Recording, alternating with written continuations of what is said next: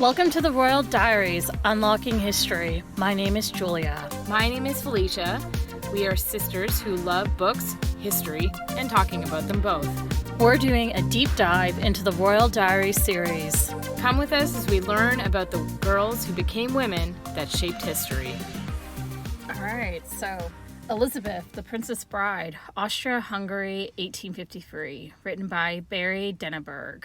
The summary reads, The Diary of Princess Elisabeth, written in 1853 to 1854, describing her engagement to and marriage to her cousin Franz Joseph I, Emperor of Austria, includes historical notes concerning her life as Empress. So researching this episode was a bummer.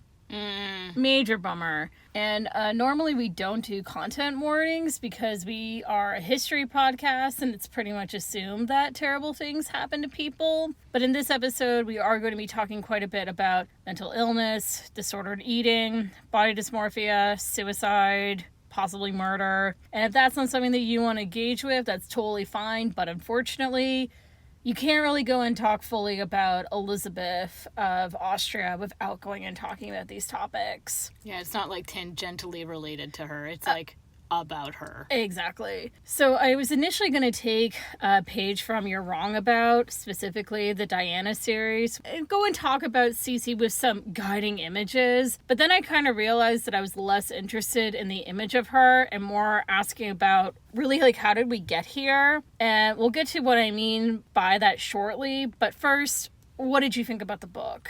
So I can tell from the state of this book, it has not been roughly used. I probably read it once, and probably because I was like, oh, I know Sisi. And the reason why I know Sisi is because there was a French, but then translated into English cartoon of Sisi. It peak 90s TV. It was on Teletoon. We watched it very, very often. I would definitely go and say that this one had a big, important influence. I just remember the amazing chunky highlights that everybody had. Even beloved Franz, he had amazing chunky hairlines. So anyways, she had an amazing horse. It was peak horse girl content. Yes. That, I'm like, Sisi, Barbie Riding Club, Cleo the Misfit Unicorn. Very horse-oriented media. For young girls at the time. But back to the book. So I think I started reading it, and then probably my brain was like, this doesn't vibe the way that the TV show vibed. I'm out.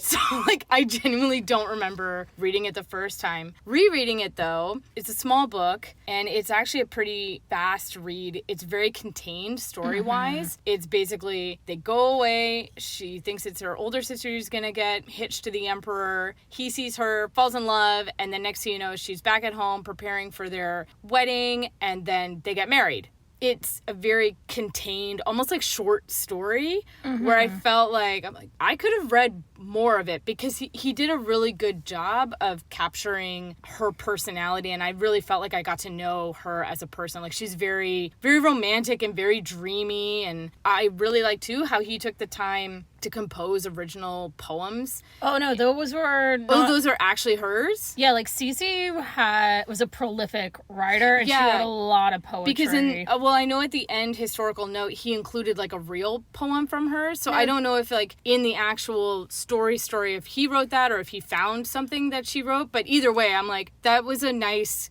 character touch that if you're reading in the archives and you see, oh, this person liked writing personal poetry, like that wouldn't just show up when they're in their late 20s. They'd probably be doing it at this age too. Yeah. So anyways, it was very enjoyable. It was a very short read. I don't remember this book. I don't think I read it. I think I read the historical note because I think this also says something about me. When I was no longer interested in reading the diaries, I was still reading the historical notes. Oh, 100%. Yeah. That is a real thing. But there's some things where he went and he had a lot of hints of stuff that was to come for her.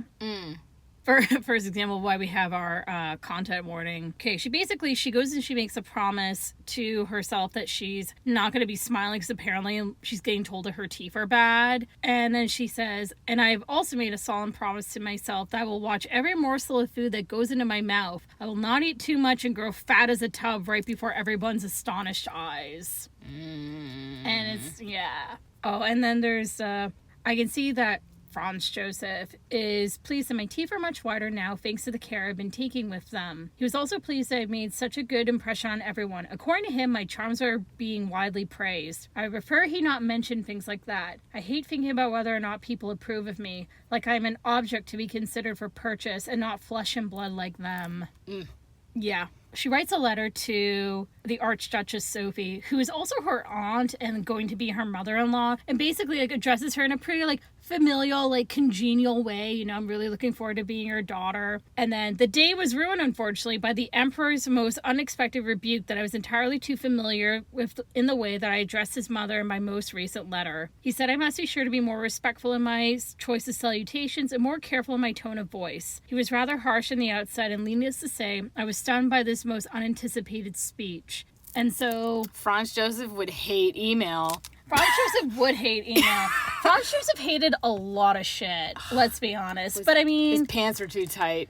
But it's like in like those few moments you have one where being very conscientious of her appearance and being made to be very conscientious of her appearance was at the forefront. Her aunt really wanted Franz Joseph not to marry a foreign princess. He's like, marry your cousin, marry like one of my nieces. That we keep it in the family. So there's a bit of an anticipation of like, oh, like, well then things will be super nice. Like, we're familiar. It's like, no, it's not that you're familiar. It's that you are more controllable. Yeah. I mean, so we're keeping it also then within the family as well. Yeah, it's not a nice for you thing. It's a nice for us thing. And then also the whole thing about not wanting to be seen as an object, but as like an actual flesh and blood person. Let's just go and jump into that. Like, who was this flesh and blood person? According to Bridget Hamann, she played none of the roles assigned to her by tradition and her surroundings. Not the role of loving and devoted wife, not the role of mother, not the role of principal figurehead in a gigantic empire. She insisted on her rights as an individual, and she prevailed. That of her self-realization did not make her happy is the tragedy of her life. Aside from the tragedies that befell her most immediate family, set in motion by her refusal to be co-opted. Elisabeth, Empress of Austria, Queen of Hungary and Bohemia, to list only her most important titles, was at heart a Republican, calling the venerable monarchy the skeleton of former splendor and an oak tree that was bound to fall since it had outlived its usefulness. Woof. I kind of want to start at the end. It's a beautiful day in Geneva. It's the 10th of September, 1898. A woman in her 60s goes through the street, accompanied only by a lady in waiting. She wears all black, but her severe dress does not distract from her loveliness despite her age. Walking along the promenade, a young Italian man, also taking in the sights, stumbles and brushes against her. He quickly leaves and she collapses, again quickly regains herself and proceeds to walk towards the ferry, up the gangway, and once she is on board, she loses consciousness. Her lady-in-waiting sees a brown stain on her dress, tears it open, and reveals a stab wound. Briefly coming back to herself, the woman asks, "What has happened?" and soon loses consciousness again, never to wake. Realizing what has happened, the lady-in-waiting informs the captain of her friend's identity, Empress Elisabeth of Austria.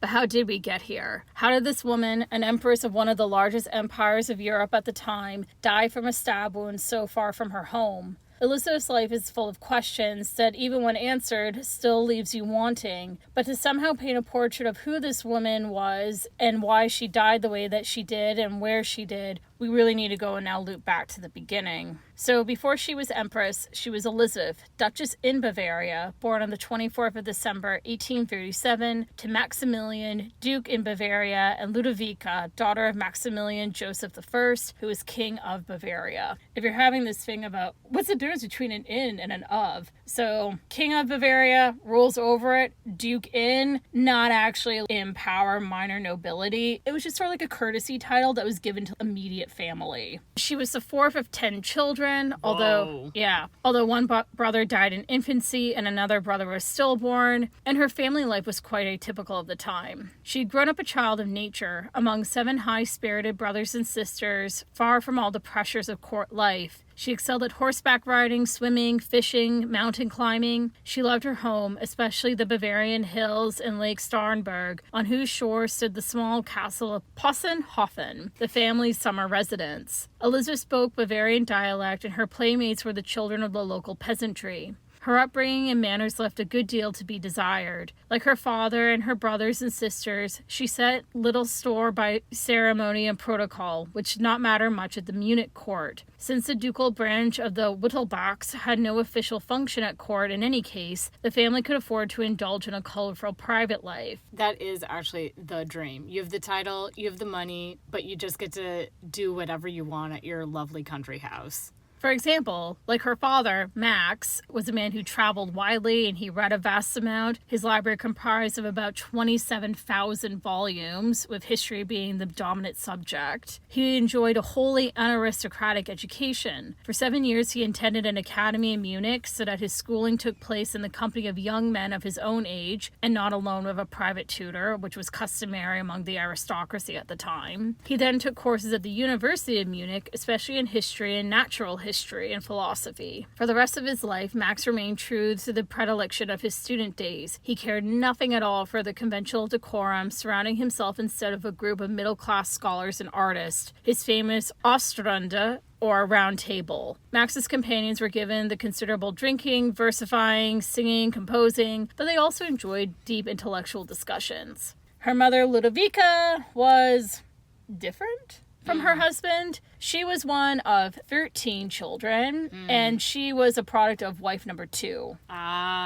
It's absolutely insane, too, because within wife number 2, there were 2 sets of twin girls. Okay. Like, so many children. Easy to get lost in the shuffle, for sure. Just a bit, as she definitely experienced. Ludovica herself had been an outstanding beauty in her youth. Some even went as far as to claim that she'd been far more beautiful than any of her daughters, including Elisabeth. She had suffered from a love affair with Prince Miguel Braganza, later Miguel I, King of Portugal, whom she was not allowed to marry for political reasons. And that reason is that aside from the fact that there's always everybody's fighting everybody, it was that he was on the throne, then got exiled, came back, and then got exiled again. So his status was very all over the place. Up in the air. He really liked her, though, and actually went to her dad. I would love to marry your daughter. And her dad was, I'm glad you like her, but you can't marry her. You can't guarantee a throne, so no.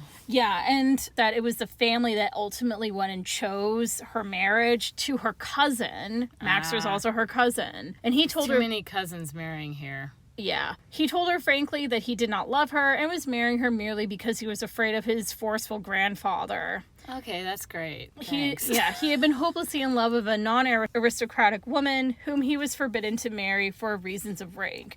Oh. Basically, doing like a left-handed marriage was not in the cards. I think that it was actually in the Constitution of Austria and then also like different German principalities that if you wanted to go and inherit or if you wanted to go and have any sort of status, you could only go and marry from select branches. Oh yeah, he's great, I love him, but he's like one of the new families. You can't go and marry someone from a new family. So even if they were quote unquote of rank, they may not be the right type of rank. Yeah, and she also compared to her other sisters, many who end up marrying either Aristophones, like her sister Sophie, or she had one of her sisters married the king of the 2 Sicilies. She did not marry as well as her other sisters. What a disappointment. It was a big disappointment for her. For her and probably for her family.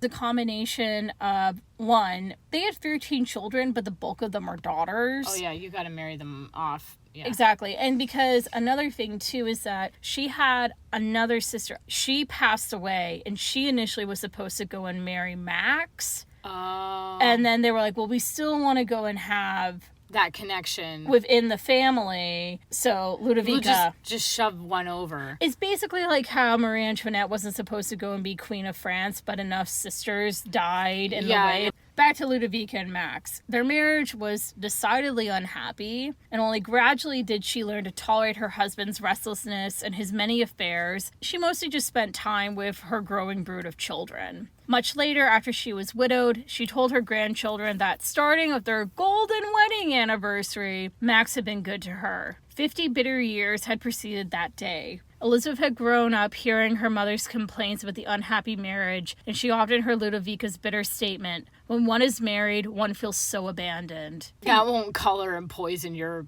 future views on relationships at all. We were both born in 1808, so like she and Max, it was actually kind of nice. She's not marrying like someone who's super old. Yeah. But that meant that they both were very long lived. Yeah. And they were married for 60 years. And their relationship was only good, like actually good for the last 10. Yeah. When he started treating her like a human being. What did you expect? He literally said, "I'm not happy about this, but I'm doing this because I'm scared of what my grandpa is going to do." Yeah, but you can also go and be like, dude, just try and put like a little bit of effort to at least not completely abandon your wife. But anyways. Yeah, but that's a whole other story. Yeah. Yeah, why would he want to do that? It's hard. Yeah. So Sisi lived a childhood that was both idyllic but fraught with her parents that did not like each other much, a mother who was understandably pressed by her lot in life, and a father who was, for the time, called eccentric, but when we consider that he had low impulse control, frequent periods of depression, and episodes that could be read as manic, there was a lot going underneath the surface. Yeah, in the book they talk about how at one point he gets obsessed with the circus and he's like, "We'll be a circus family." Oh yeah, that was very true. And he's just like, what the heck is up with this? Yeah. And like mental health and illness are not taken seriously as they should be even today. But at the same time, being eccentric was something that you could afford to do if you were rich. For sure. And you had no formal or political obligations. Also, it doesn't really go and help when your family tree is pretty much an infinity symbol. Yeah. It's really hard to say, who did this come from or where have we tracked this from? Well, it's from this side, this side, this side. So who is Ludwig II of Bavaria? Wasn't he the guy that was obsessed with fairy tale castles and he thought he was like the Swan King and he went through manic episodes? The reason actually why people go to Bavaria now is to see these beautiful castles that he built, but they bankrupted the country, and he also was a big fan of Wagner and he got him to do all this music for him, but he was unwell. So he was cousins to both Ludovica and Max, which kind of goes and says something to you. Max was the one who actually introduced him to Wagner. What? Yeah. So it's like you go and you have, in a very close relation, somebody whose mental health was very well documented. This is not like a moral judgment, by the way. This is just like, it's just a fact. Like, mental illness ran in their family, and the circumstances of like their life exacerbated the conditions and all of that. Yeah, just percolates it more. Exactly. And so Max was very much like his cousin.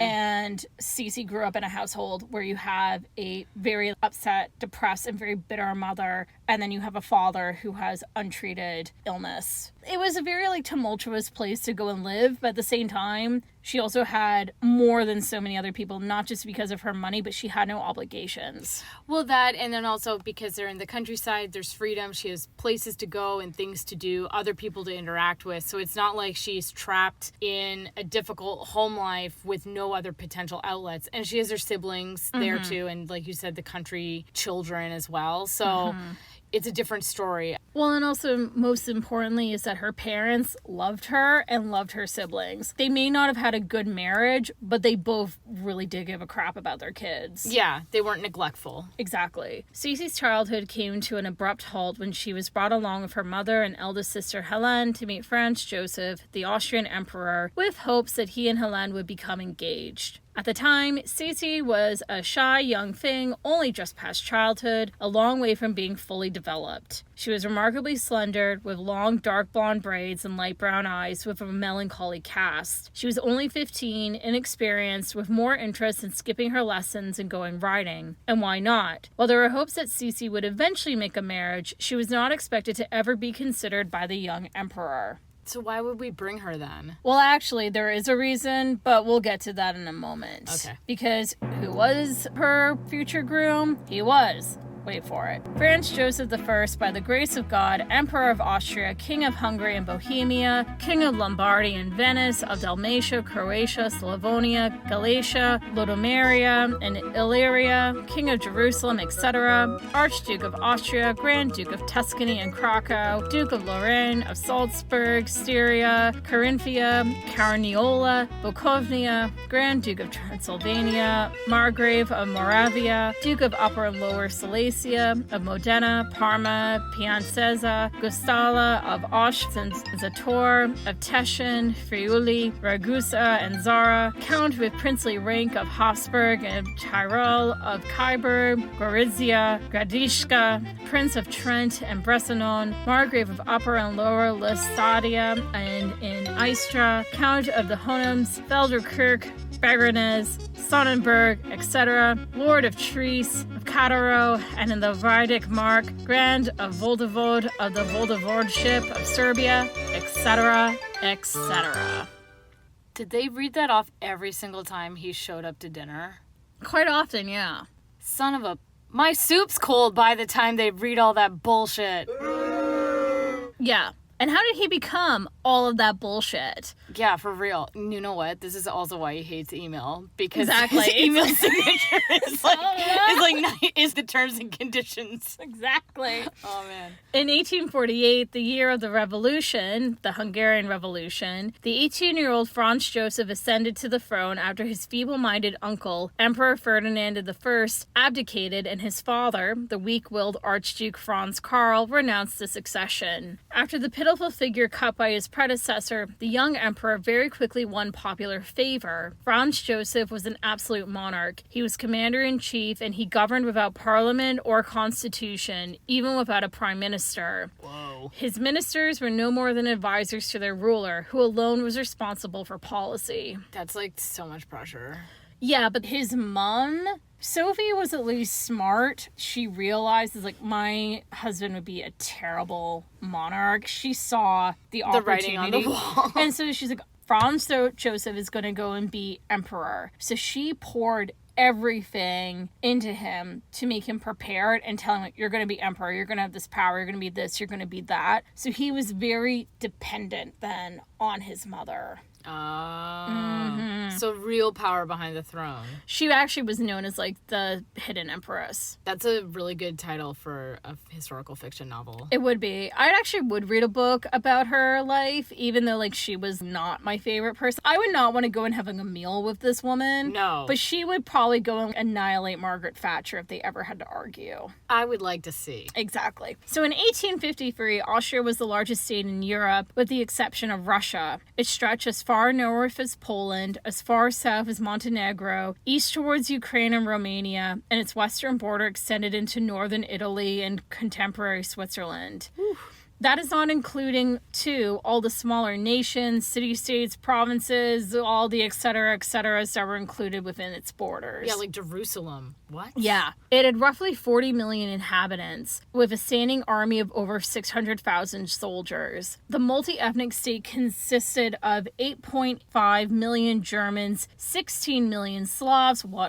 6 million Italians, 5 million Magyars, ethnic Hungarians, 2.7 million Romanians, about 1 million Jews, and around 100,000 Romani/Roma people. Franz Joseph was tall, had a handsome face, bright eyes, and he was charismatic. AKA, when you know that you have power, you can have confidence. Pretty good looking doesn't hurt either. Yeah. And, which in terms of, like, being good looking, having a lot, like, buckets of confidence, which he definitely had when he first met Sisi on the 16th of August in 1853. And Bad Ischl. It was love at first sight, at least as far as Franz Joseph was concerned. His younger brother, Archduke Karl Ludwig, a sharp and jealous observer, later told their mother that at the moment when the emperor caught sight of Sisi, an expression of such great pleasure appeared on his face that there was no longer any doubt whom he would choose. Why Sisi? Some people say it was because Hélène did not look great in mourning black. That whole issue of their luggage being delayed, that legit happened. And that Sisi was less austere than her sister with simple braids, and that she seemed pluckier.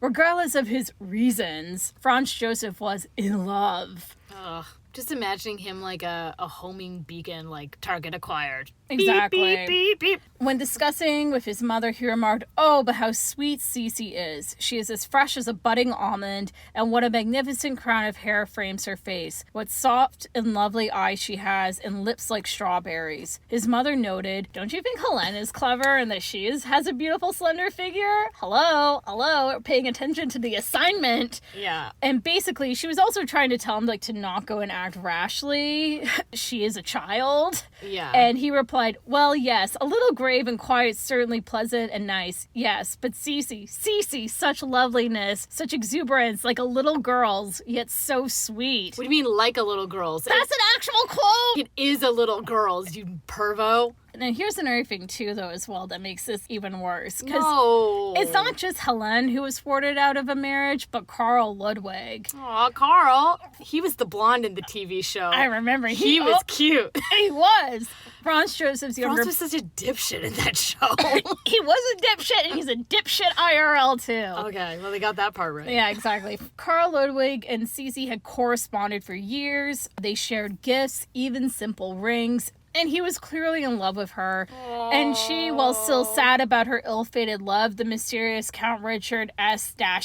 who did in fact actually exist. Yeah, because he's mentioned in the book, and I was like, what? No, like there was a dude, she loved him, he existed, he died unexpectedly. She wrote sad love poems about him that were found in the family papers decades later. But basically, like, the hope was that she and Carl would meet again, and she would go from loving him in like more of a familial way to agreeing to be his wife. Being romantic. Yeah. Franz Joseph pretty much taught the course of Entitled Man 101. Oh, no. And with guest lectures from pretty much all the dads in this series. And he proposed to Sisi despite knowing that his younger brother was desperately in love with her. His mother did not approve of the match initially, and the fact that he was going and dishonoring her older sister by not even going and batting an eyelash at her. But regardless of all that, he got what he wanted, and he wanted Sisi, and their engagement was announced 5 days later, and they were married 8 months later in Vienna. Franz Joseph was 23, and Sisi was 16. I mean, could you genuinely turn down the emperor, actually? I don't think you can. The book sums up their marriage pretty well, that the emperor and his princess bride did not live happily ever after. And Sisi went and said, and she said this also to her youngest daughter, that, quote, marriage is an absurd arrangement. One is sold as a 15-year-old child and makes a vow one does not understand and then regrets for 30 years or more, and which one can never undo again. Oh my gosh. Yeah. Ugh, everybody just take your time. Yeah. Life commitment is a big life commitment. There's always going to be power imbalance at this time because it's like men and women. For sure. But the thing is, is that it's only exacerbated by her being 15 years old. Yeah. And he's like 23. Louis XVI from Marie Antoinette. He was 1 year older than her. Yeah, they were both kids together. They were kids together, and also, unlike, Franz Joseph, who literally could not wait to go and get Sisi's kid off and get in her pants, Louis, for we don't know exactly why, but he was it took them a while. He was like, I'm not ready to have sex with you yet. And he waited, and good for him. Yeah, so he was emotionally and physically ready. Exactly. Yeah.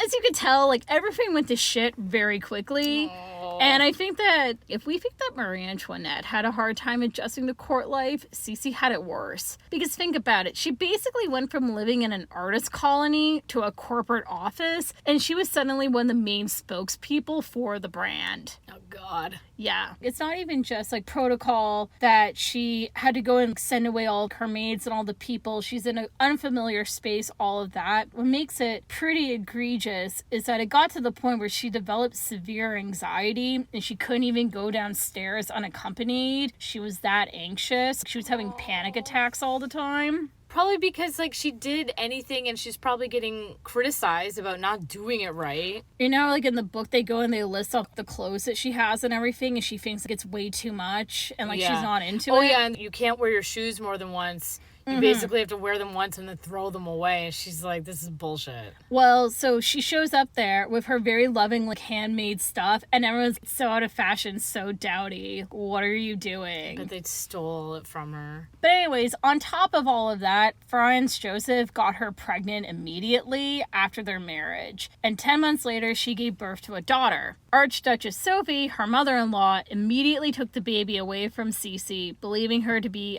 unfit to be a mother, named the baby after herself without asking, and wouldn't even let Sisi breastfeed, even though that's how Sisi was raised. So she's unfit to be the mother, but she's fit enough to become pregnant by this man. Yes. In this woman's eyes. And he does it again very quickly. In the following year, she gives birth to another daughter, Gisela, who, again, is also taken away to be raised by her mother-in-law. The fact that Sisi had not given a male heir after less than 3 years of marriage made her... Failure. Well, but actually, though, it made her a pariah at court, and it had an impact on her social standing. One day, she came back in from writing, and on her desk, after giving birth to 2 daughters in 2.5 years, this cheery note was left for her to read. Oh, no. The natural destiny of a queen is to give an heir to the throne. If the queen is so fortunate as to provide the state with a crown prince, this should be the end of her ambition. She should by no means meddle with the government of an empire, the care of which is not the task for women. If the queen bears no sons, she is merely a foreigner in the state, and a very dangerous foreigner too. For she can never hope to be looked on kindly here, and must always expect to be sent back whence she came. So will she always seek to win the king by other than natural means. She will struggle for position and power by intrigue and the sowing of discord, to the mischief of the king, the nation, and the empire. What the hell? Yeah. That is such a psycho letter. I'm sorry, my face just went from gas to gas. I was just like, you went on a facial journey. What? Well, because I understand is, you have a job, make us an heir, but then it goes on this crazy ass tangent about you're an enemy and you're going to be the one that basically brings down the entire situation through lies and schemes. It's, whoa, whoever wrote this note, they are writing about themselves. Sisi, they're projecting. Don't take this in. No. I mean, the thing is, so Archduchess Sophie did provide several sons, and she's considered to be probably the source of the note. Probably. Yeah. But anyway, so that was devastating. Oh my god. Yeah. And I bet she couldn't show it to Franz and say, look what your psycho mom did. Oh no, she did. He was probably like, well, mother does have a point there, dear. He was very much about mother does have a point about everything. Oh god. In 1857, 3 years after her marriage, Elisabeth, Franz Joseph, and her 2 daughters visited Hungary for the first time. Sisi was immediately enraptured by Hungary, the history, the culture, the language. She loved it all and felt major kinship. This feeling was probably due to her history teacher during her engagement, Count Johann Maildorf, who was a proud Hungarian and taught the future empress extensively about his homeland. During this trip, too, things were looking a bit better for her relationship with her husband, since her mother-in-law had stayed behind in Austria. What a concept. I know. Okay, everyone, side tangent. Oh my god. When you get married, you're not just marrying the person, you're marrying their family. So bear that in mind. And also, boundaries, especially when it comes to interfering mother-in-law and father-in-law and whoever else's. These are 2 key critical things. So, they finally have some boundaries with Sophie's ass being left in Austria, but the trip soon turned tragic. Aww. Both daughters became ill, and while Gisela recovered, Sophie died. Oh, dear. Upon her death, Elizabeth's mental well-being took a major dip, a serious bout of depression. These episodes would recur throughout her life, and I do not think that Franz getting her pregnant for a 3rd time in 3 years shortly after her daughter dying helped her. He probably says something terrible, like, don't worry, we can make a new one. Probably. Oh, my God. But what did help is that on the 21st of August, 1858, Sisi gave birth to that elusive son, Crown Prince Rudolph. And giving birth to her son finally gave Sisi some measure of power, but she was still trying to assert herself to mixed results. Elizabeth's life is full of grim, even desperate efforts to gain recognition as an individual. Her first and foremost successful struggle was to be beautiful. The legendary beauty of Empress Elisabeth was in no way merely a gift of nature. It was also the result of rigorous self-control and lifelong discipline, which in the end became physical torment. Growing up, Sisi was not considered to be the beautiful sister. That was her sister Helene's role. But like anyone, if you have the time and the money, you too can be beautiful. Or at least be influential enough that you can drastically shape the beauty standards and what they are. I mean, that is true. And that's exactly what Sisi did. She rejected the more formal court dresses, preferring to wear simple riding habits, even when she was not out on horseback riding, which she rode horses every single day. She was the ultimate horse girl. And this style emphasized the slim silhouette, and so now we're going to get into some major body image talk. So that Sisi was rejecting the frou-frou of court dresses was a scandal. It's like Marie Antoinette in her cottagecore chemise dress, but the style of dress was so form-fitting that Sisi was also often getting sewn into her clothes, and she was into tight lacing, which emphasizing her extremely slender figure, which her mother-in-law hated because she wanted Sisi to be pregnant all the time. Which, in fairness, she was for the first 4 freaking years of her marriage. Yeah. Sisi had very little control despite her station. She controlled what she could, her looks and how she took care of herself. Her beauty and health regimes were intense. She exercised every day either through walking, riding, or in the gymnasium she had at all her homes. She also took up fencing when she was older. Now, that doesn't sound too bad. We should all be exercising. But Sisi was obsessed with being thin, often foregoing meat, having fasting cures, only eating milk and eggs or thin soups. She binged ate a lot too. She obsessively weighed herself upwards of 3 times a day.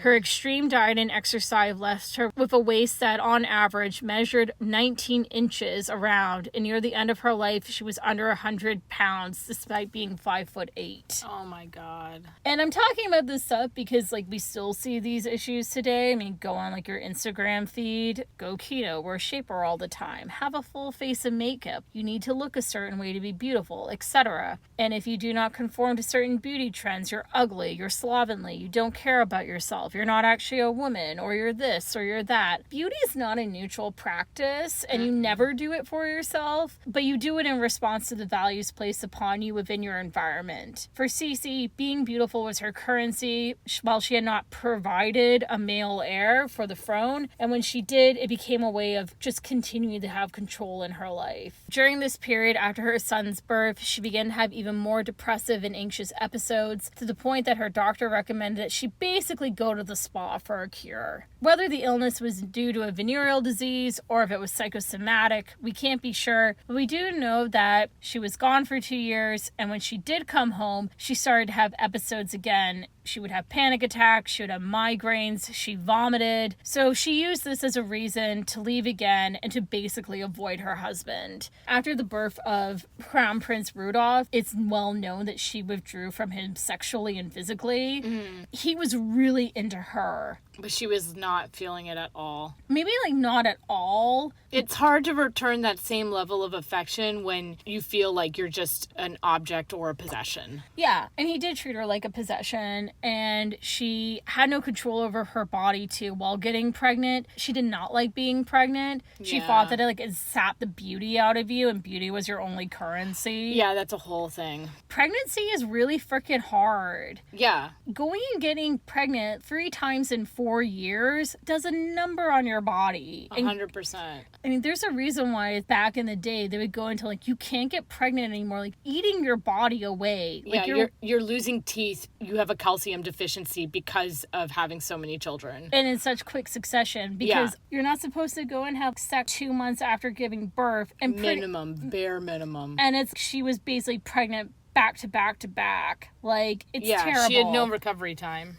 And she's like a freaking 16-year-old kid. Well, and her body's still growing and changing too. Exactly. This pattern of being around and then leaving and having more symptoms when she came home and leaving again continued off. I'm allergic to you. No, but, like, actually, and it continued off and on for, like, the next decade. And now we're just going to go and jump ahead to, like, 1866. 2 things have happened at this point. Sisi wants to have another child, and truly a child of her own, and the empire has just taken a massive hit by losing the Austro-Prussian War. Hungary, it had been an independent nation state, had its own parliament, it had its own constitution, and the King of Hungary was more of a formal thing. It was actually really due to the parliament and, like, nobles and concession. It was not an absolute monarchy. And so what happens is Franz Joseph showed up on the scene and said, I want to be your absolute monarch, go and, like, throw out, like, hundreds of years of precedent. And so then there was the Hungarian Revolution of 1849. Hot mess. And then in 1866, we had the Austro-Prussian War, and at that point, they had spent so much money, and they were going into massive debt because of that war. Secondly, there was conflict with parts of like their Italian territories, like rebelling at this point. So it's kind of like in 1866, the Austrian Empire is kind of holding on together by Scotch tape. Sisi at this point was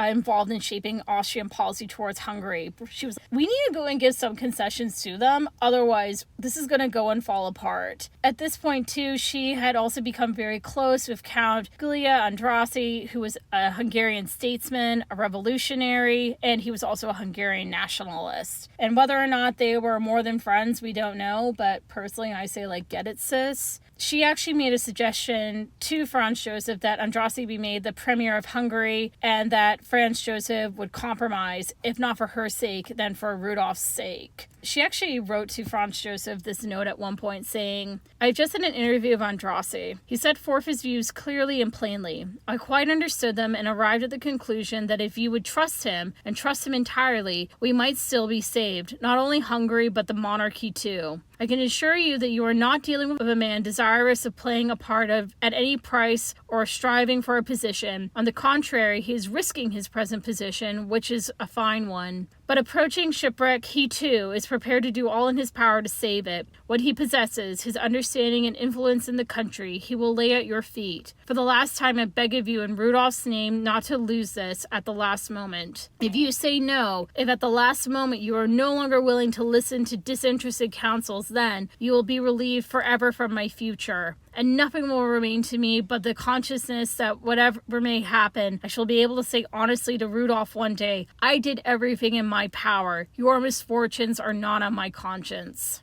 Damn. Yeah. These people really know how to write a good letter to each other. They do. So the Austro-Hungarian Compromise was established the dual monarchy of Austria-Hungary. Compromise partially re-established the former pre-1848 sovereignty and status of the Kingdom of Hungary. Sort of, not really. And the compromise put an end to an 18-year-long military dictatorship and absolutist rule over Hungary, which was introduced by Franz Joseph after the Hungarian Revolution in 1848. The main result was that Hungary had its own parliament again, it had fiscal sovereignty, its own judicial system, it only had to share a Ministry of Foreign Affairs, it had delegates to Austria for joint issues. It sounds like a good idea, right? I mean, considering what they had before. I mean, full independence would be nice, but this is a very nice compromise. They even have their own king, formally again, Franz Joseph I, who, as the king, held all the authority over the structure, organization, and administration of the army. He appointed the senior officials, had the right to declare war, and was the commander-in-chief of the army. He had the right to declare a state of emergency. Wow. He had the right of preliminary royal assent to every bill the cabinet council wanted to report to the National Assembly. He had the right to veto any law passed by the National Assembly. He had the right to dissolve the National Assembly of the declaration of a new parliamentary elections. He had the right to appoint and dismiss the members of the cabinet council. Okay, then. Yeah, so this arrangement left a bad taste in many Hungarians' mouths. It was something, but it was a compromised independence. A little compromised. That the bulk of Austria's debts were transferred to the fledgling state did not help things. What? Yeah, this agreement was made. Sisi was crowned formally as the Empress of Hungary, and she became pregnant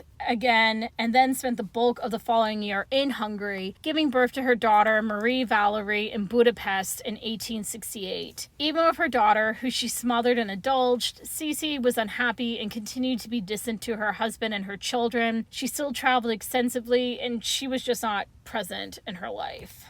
I feel like she didn't have a job besides make a baby, so she's like, well, I made your baby. That's Sisi's work for the day. Bye. Yeah. Getting into the Marling incident. Ah, yes. So what do you know about Marling?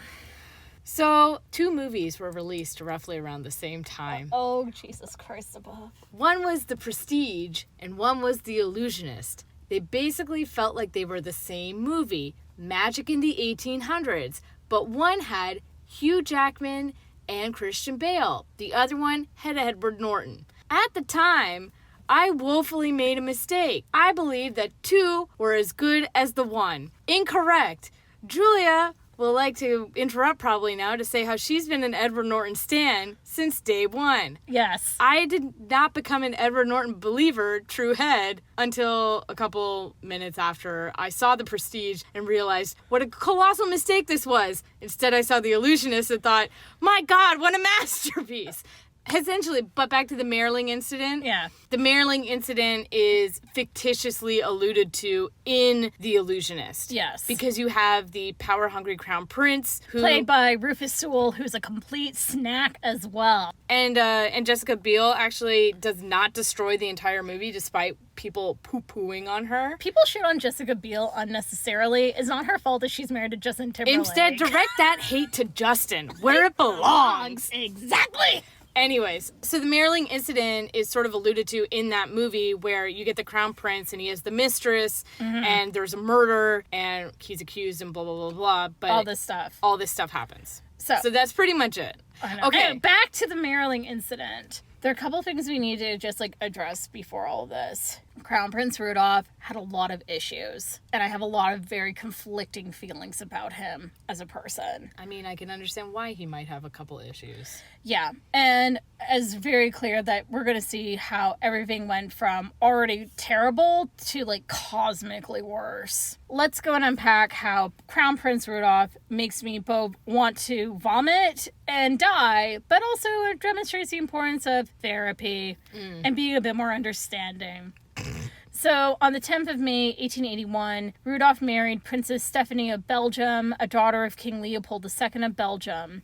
Ooh. Yeah. Although their marriage was initially a happy one, by the time their only child, Archduchess Elisabeth, was born on the 2nd of September, 1883, the cracks were starting to form in the marriage. Rudolph started having many affairs, and he turned to substance abuse, particularly alcohol, to manage his unhappiness. Oh, dear. He was very much like his mom and his grandfather and his various uncles. He would have, very intense, depressive episodes. He was very cerebral, very moody. Very in his own head and about a lot of stuff. Yeah. Which only, of course, go and get exacerbated by alcohol. Because alcohol is a depressant, and when you are not managing your intake... Yeah. It's not going to work well for you that way. Yeah, and he got to the point where he was legit going to write to the Pope at the time, Leo VIII, about possibly annulling the marriage. Oof. But then Franz Joseph basically forbade it. So Rudolph continued to indulge in his negative coping mechanisms. He contracted gonorrhea or syphilis, we're not sure. And then, knowing that rendered Stephanie sterile. Oh, no. Because she got it. So she hated his guts. I mean, yes, actually. The marriage went from bad to worse. Yeah. Yeah. So in 1886, he purchased Marilyn, a hunting lodge, and he basically had it as his refuge. And I know that I said that he makes me want to vomit, but it's not over him having serious mental health issues. Rudolph, he was sensitive, and he was just not equipped emotionally to become emperor. He was separated from his older sister Gisela when he was about 8 or so, and he had to learn how to become emperor, but she was his closest friend. Yeah. Since suddenly he was isolated from a young age, he never saw his father. His mother abandoned him, and he was like his mother, and he was prone to serious bouts of depression, and his reliance on alcohol just kept on exacerbating it. Yeah, he's spiraling more. Yeah, he really just wanted to just keep adding to his rock collection. He collected minerals. He was a rock licker. Oh man, I feel like all these little nerd future kings, like Louis with his locks, this guy with his rocks. Yeah. They just want to be nerds together. I mean, he wanted to be, left alone to, lick his rocks, unless you were his mistress. He loved women. He loved having sex. Okay, then. He probably liked having companionship. There's wanting to have companionship, and then there's you have... low impulse control. But yeah, again, his grandfather. Yeah. So it was less about companionship, but anyways, that's not the point. Enter Marie Alexandrine Freud von Wetzera, a daughter of new nobility, like we had discussed before. Franz Joseph made her father a baron. She had one sister and 2 brothers, and she had an ambitious mama. She and her sister Joanna, aka Hannah, were sent to finishing schools and were meant to make excellent matches, same for her brother. Quickly, we have something here that's not exactly clear. Some historians believe that she and Rudolph only had a 3-month-long affair before marrying, something that they had a 3-year-long affair, which would have made her 15 when they met, because she was 17 when she died. But either way, it's depressing, it's kind of gross. This young person under their 20s. Yeah, because he's 30 when they die, and she's 17. And again, like, it's not the issue of the age gap, it's a power imbalance. Because this isn't like she's 30 and he's 42 or like 43. Yeah. This is, Marie was devoted to Rudolph and spurred the intentions of other men, seemingly unaware that he was having a very serious long-term affair with the actress Missy Casper. The affair was serious enough that a month before marrying, he had actually suggested a similar suicide pact with Caspar, which the 24-year-old rejected. Rudolph then turned to Marie, who was in agreement with him. And on the 30th of January, 1889, the bodies were discovered. And then a few things happened. Sisi was the first royal to be informed, and she broke the news of Franz Joseph privately. Oh my gosh.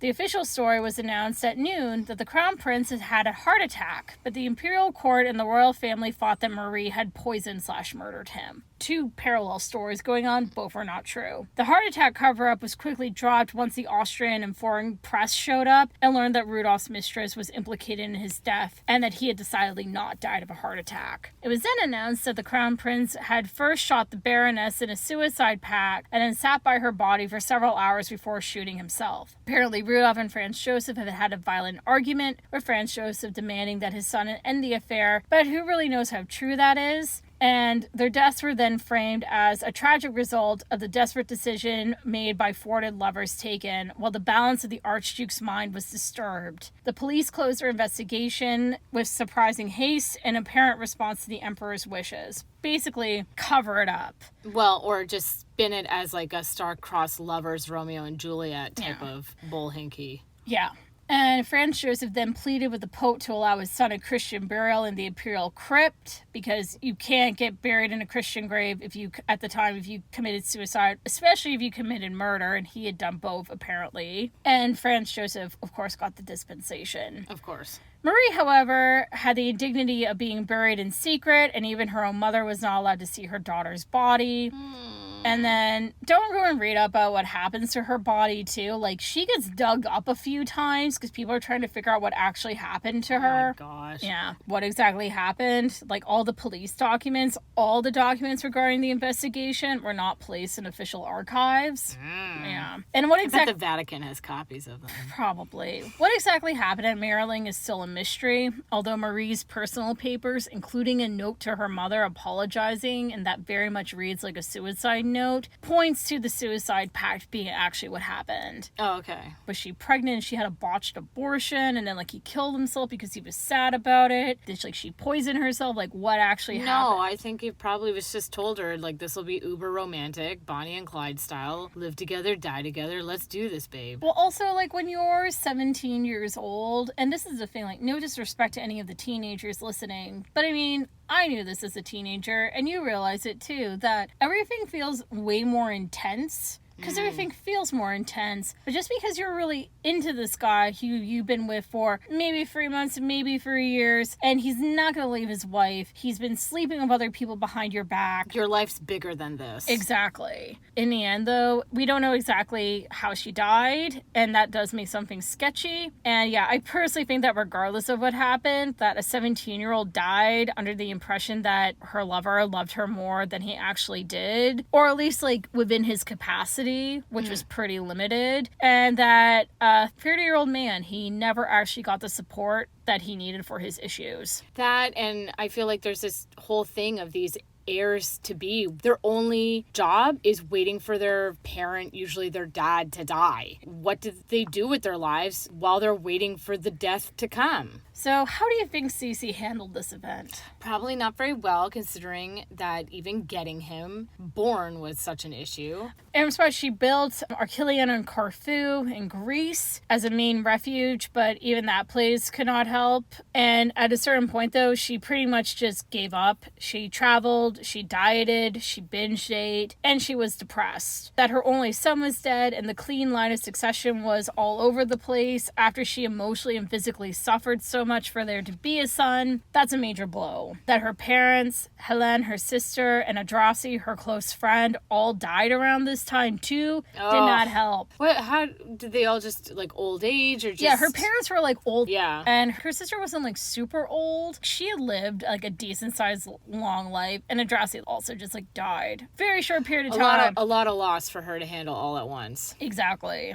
At the same time, though, like, the mythos of Elisabeth grew around this period, too. And she had always been the subject of fashion and of beauty pamphlets and magazines. Her wanderlust in traveling, while putting her at odds with her Austrian subjects, made her intriguing to the rest of the world. You could be in the French Riviera and you're like, is that Sisi? Well, that was the whole thing, too, is because, you know how, like, Elizabeth I would pack up all of court? Here's my whole castle, and I'm gonna go stay at your house. She just, like, move around with all her stuff. Yeah, Sisi didn't really do that. She often traveled, like, incognito and she was just a tourist, just traveling about. There was no pretension in how she did what she did, which, you know, gotta go on respect. She was like Carmen Sandiego, like, where in the world is Sisi? Yeah. Like, she went to Malta, she went to Morocco, she went to Turkey, she went to Egypt, she traveled extensively throughout Europe. Can you imagine her with Instagram? Sisi basically was, like, an unintentional influencer. Yeah. So, like, at the same time, though, so her son's death and her perpetual mourning, she basically only wore black after he died, and her increased mobility only made everybody even more intrigued by her. Where's the lady in black gonna be? Exactly. And now we're kind of back to where we started that day in Geneva. So her assassin was Luigi Luciani, an Italian anarchist whose only goal was to kill a sovereign. Any royal will do. No, it's true, though. He was actually planning on stabbing the Duc d'Orleans, but he had already left that day, and he heard Nuts. Yeah, and he heard a rumor that an elegant lady staying at a hotel was, in fact, the Empress of Austria, and he was right, and we know how the story goes. Can you imagine if it had been another elegant lady and you were just like, what the fuck? Exactly. And he's like, I got a monarch. I was just wearing my fancy. You know, that one day you decide to treat yourself and dress up nice. That's so terrible. And then you get shivved. Because they're like, oh, you were fancy. I thought you were royal. I'm like, no, it was my one night's outfit. I know. Anyways, I'm not going to go and get into, like, the super gory details of her death because, like, there's no point. Yeah. If you want to read about it, you can. But the thing is, it was like, when she died, it was, what the fuck? Yes, so random. At the time, the anarchist movement was growing, like, kicking up. People were getting assassinated. I mean, the fact that just over a decade later, Archduke Franz Ferdinand goes and gets assassinated, it was under, like, a similar principle of nationalism and anarchism because they hated the current world order. It's almost like these giant lording over them countries that make all these concessions but actually are not concessions. Pisses off these little countries. Yeah, or like these groups of people, right? Not to get too contemporary in our politics, but why is Hungary the way it is? Why is Poland the way it is? Why is Croatia the way it is? Well, if you went and you read a little bit about the history, you might understand why there might be a certain socio-political ethos that's manifesting. But anyways, since Elizabeth was famous for preferring the common man to courtiers, known for her charitable works, and was considered to be such a blameless target, Luciani's sanity was questioned. They're basically like, look, we understand you want to be doing something for the movement, but you didn't pick an asshole monarch. You picked actually the most chill one. What's wrong with you? Exactly. That's why he should have done his homework. I want to kill a sovereign, but here's the list of the asshole ones. Yeah, he should have killed Franz Joseph. Anyways, Elizabeth's will stipulated that a large part of her jewel collection would be sold and the proceeds then, at the time, estimated over $600,000. Yeah, roughly over $14 million. Yeah, why did he stab her? Yeah, Franz Joseph was deeply upset by his wife's death and remarked that a man could be found to attack such a woman whose whole life was spent doing good and who never injured any person is, to me, incomprehensible. At that point, their relationship... Look in the mirror, Franz! Okay, but be quiet. First of all, at that point, their relationship had turned into somewhat of a warm friendship. Almost like her parents. Yeah, and they had been increasing in their correspondences in the years leading up to her death. She never loved him the way he was super into her. He's like, yeah, build your palace on Corfu. As long as you stay there, you're safe. do whatever you want to go and do. She also said, if you want to go and have mistresses, you go for it. I don't really give a shit. Yeah. They basically came to mutual agreements and understanding. Pretty much. Also, they're the only person that's been around for certain critical different times. So they're the person you can talk to about different stuff. You're the only one that gets it. Yeah. Everything else, though, Elizabeth had the power to bequeath, was left to her granddaughter, the Archduchess Elizabeth, Rudolph's child. And she was then buried in the imperial crypt. And Sisi's life, in my considered opinion, is one of how one can have a veneer of happiness or of contentedness, but beneath the surface there can be deep unhappiness. But also how in the quest for self-actualization, to understand oneself, to know oneself, that doesn't necessarily go and mean that one is going to have happiness or that contentedness that you seek. That having healthy relationships, being able to go and be content and actually have power, like a certain level of control or say over your life, is so central to that. And that even though she had all like this willfulness, and in some ways like she was able to go and do things that so many other women couldn't go and do, she was still unhappy because it wasn't the life that she fundamentally wanted for herself. And I don't think she ever really knew what she wanted for herself and what would make you happy. Yeah. She just knew that she was not happy. Exactly. So romantic, all this business, as in very gothic, tragic, and romantic. Considering that, like, she was all over this one German poet, Heinrich Heine. Read his stuff. It's actually really good. Hitler hated him, too, so that's always a plus.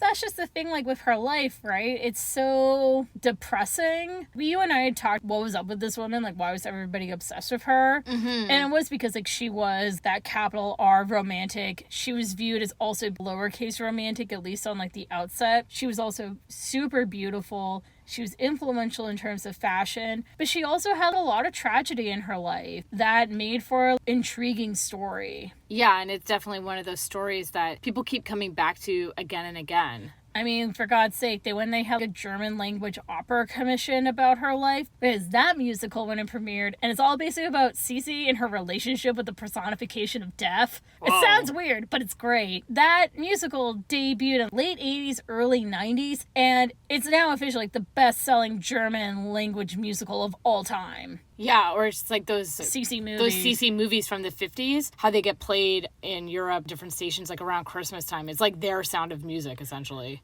She really did go and become like a bit of an icon, maybe for the reasons that like you'd think though, and that she was tragic. It is sad. It's over the top. It seems like a fairy tale, but all fairy tales end up being sinister. Most of them are not actually happily ever after. She's a true German fairy tale in that way. Exactly. That was Sisi. That was her life. And that's kind of a bit about how did we get here? She couldn't be in her life. So of course she was there. Poor Sisi. I know, man. I kind of want to go and watch The Illusionist now. I mean, that totally does track. Oh. Eleanor in space. God bless. Follow us for more research, fun facts, soundtracks, and aesthetic posts. You can find us on Facebook, Instagram, Tumblr, and Twitter at Royal Diaries Pod.